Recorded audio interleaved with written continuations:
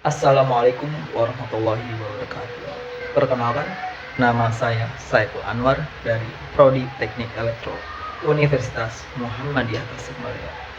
Di kesempatan kali ini, izinkan saya untuk mempresentasikan tentang pengertian dan bentuk-bentuk korupsi serta perkembangan korupsi di Orde Lama yang ditujukan untuk memenuhi tugas anti korupsi di semester 6. Langsung saja kita masuk ke materinya setelah pariwara berikut.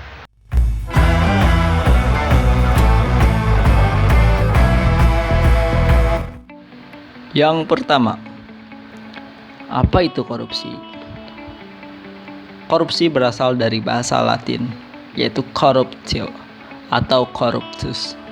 Dari bahasa Latin, turun ke bahasa Eropa seperti Inggris, corruption, corrupt, dari bahasa Perancis yaitu corruption, dan Belanda yaitu corrupte. Dari bahasa Belanda itulah turun ke bahasa Indonesia menjadi korupsi. Secara harfiah, arti kata tersebut ialah kebusukan, keburukan, kebejatan, ketidakjujuran, dapat disuap, tidak bermoral. Menurut Kamus Bahasa Indonesia dari Purwadarminta, korupsi ialah perbuatan yang buruk seperti penggelapan uang, penerimaan uang sogok, dan sebagainya. Di Malaysia dipakai istilah rasuah yang diambil dari bahasa Arab yaitu riswah yang artinya sama dengan kata korupsi. Secara konsep, korupsi merupakan teknik memperkaya diri yang merugikan pihak lain atau suatu lembaga. Berikut merupakan bentuk-bentuk korupsi yang diambil dari buku saku yang dikeluarkan oleh KPK tahun 2006. Yang pertama yaitu kerugian keuangan negara, suap menyuap, penggelapan dalam jabatan, pemerasan, perbuatan curang, bentuk kepentingan dalam pengadaan, dan gratifikasi. Kerugian keuangan negara merupakan bentuk korupsi secara melawan hukum melakukan perbuatan memperkaya diri sendiri atau orang lain atau korporasi dengan tujuan menguntungkan diri sendiri atau orang lain atau korporasi, menyalahgunakan kewenangan, kesempatan, atau sarana yang ada. Suap menyuap, memberi atau menjanjikan sesuatu kepada pegawai negeri atau penyelenggara negara dengan maksud supaya berbuat suatu atau tidak berbuat sesuatu dalam jabatannya. Lalu memberi sesuatu kepada pegawai negeri atau penyelenggara negara karena atau berhubungan dengan kewajiban dilakukan atau tidak dilakukannya dalam jabatannya. Memberi hadiah atau janji kepada pegawai negeri dengan mengingat kekuasaannya atau wewenang yang melekat pada jabatan atau kedudukannya oleh para pemberi hadiah atau janji dianggap melekat pada jabatan atau kedudukan tersebut. Bagi pegawai negeri atau penyelenggara negara yang menerima pemberian atau janji. Bagi pegawai negeri atau penyelenggara yang menerima hadiah atau janji padahal diketahui atau patut diduga bahwa hadiah atau janji tersebut diberikan untuk menggerakkan agar melakukan sesuatu atau tidak melakukan sesuatu dalam jabatannya yang bertentangan dengan kewajibannya.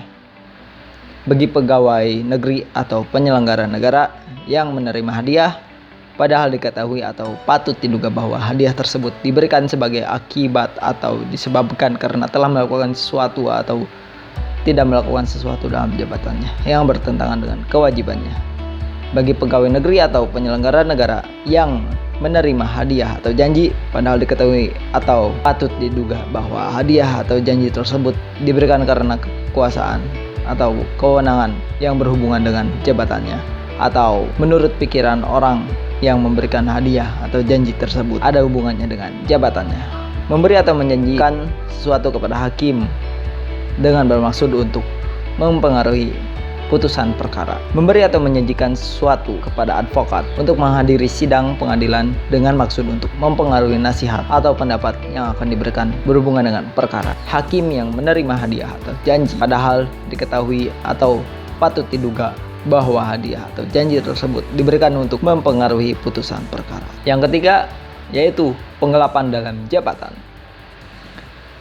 Pegawai negeri atau orang lain pegawai negeri yang ditugaskan menjalankan suatu jabatan umum secara terus-menerus atau untuk sementara waktu dengan sengaja menggelapkan uang atau surat berharga yang disimpan karena jabatannya, atau uang atau surat berharga tersebut diambil atau dilengkapi oleh orang lain atau membantu dalam melakukan perbuatan tersebut. Pegawai negeri atau orang selain pegawai negeri yang ditugaskan menjalankan suatu jabatan umum secara terus-menerus atau untuk sementara waktu dengan sengaja memalsukan buku-buku atau daftar-daftar yang khusus untuk memeriksa administrasi. Pegawai negeri atau orang selain pegawai negeri yang ditugaskan menjalankan suatu jabatan umum secara terus-menerus atau untuk sementara waktu dengan sengaja menggelapkan, merusakkan atau membuat tidak dapat dipakai barang, akta, surat atau daftar yang digunakan untuk meyakinkan atau membuktikan di muka pejabat yang berwenang dengan dikuasai karena jabatannya. Pegawai negeri atau orang selain pegawai negeri yang ditugaskan menjalankan suatu jabatan umum secara terus-menerus atau sementara waktu dengan sengaja membiarkan orang lain menghilangkan, menghancurkan, merusakkan, atau membuat tidak dapat dipakai barang, akta, surat, atau daftar tersebut. Pegawai negeri atau orang selain pegawai negeri yang ditugaskan menjalankan suatu jabatan umum secara terus-menerus atau sementara dengan sengaja membantu orang lain menghilangkan, menghancurkan, merusak, atau membuat tidak dapat dipakai barang, akta, surat, atau daftar tersebut. Yang keempat yaitu pemerasan. Pegawai negeri atau penyelenggara negara yang dengan maksud menguntungkan diri sendiri atau orang lain secara melawan hukum atau dengan menyalahgunakan kekuasaannya, memaksa seseorang memberikan sesuatu, membayar atau menerima pembayaran dengan potongan atau untuk mengerjakan sesuatu bagi dirinya sendiri. Pegawai negeri atau penyelenggara negara yang pada waktu menjalankan tugas, meminta atau menerima pekerjaan atau menyerahkan barang seolah-olah merupakan utang kepada dirinya, padahal diketahui bahwa hal tersebut bukan merupakan utang. Pegawai negeri atau penyelenggara negara yang pada waktu menjalankan tugas atau menerima atau memotong pembayaran kepada pegawai negeri atau penyelenggara negara yang lain atau kepada kas umum seolah-olah pegawai negeri atau penyelenggara negara yang lain atau kas umum tersebut mempunyai utang kepadanya, padahal diketahui bahwa hal tersebut bukan merupakan utang. Yang kelima, perbuatan curang. Ahli bangunan yang pada waktu membuat bangunan atau penjual bahan bangunan yang pada waktu menyerahkan bahan bangunan melakukan perbuatan curang yang dapat membahayakan keamanan orang atau barang atau keselamatan negara dalam keadaan perang. Setiap orang yang bertugas mengawasi pembangunan atau menyerahkan bahan bangunan sengaja membiarkan perbuatan curang. Setiap orang pada waktu menyerahkan barang keperluan TNI atau Kepolisian Negara Republik Indonesia melakukan pembuatan curang yang dapat membahayakan keselamatan negara dalam keadaan perang. Setiap orang yang bertugas mengawasi penyerahan barang keperluan TNI atau keperluan negara Republik Indonesia melakukan perbuatan curang dengan sengaja membiarkan perbuatan curang.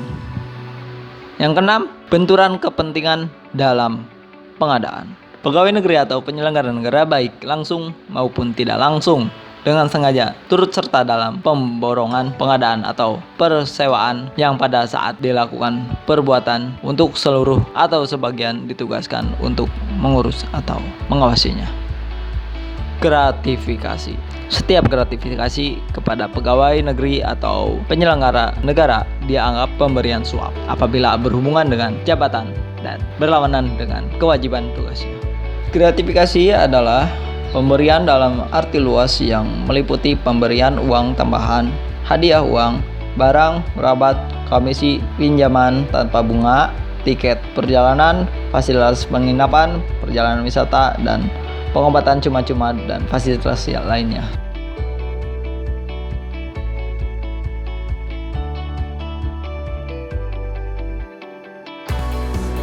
Terima kasih telah menyimak video ini sampai akhir. Semoga dengan video ini menjadikan generasi milenial yang cerdas dan bermartabat. Mudah-mudahan setelah melihat video ini IQ Anda akan bertambah meskipun 0,001. Ingat, Korupsi adalah tindakan yang bejat dan tidak bermoral. Salam mahasiswa Indonesia.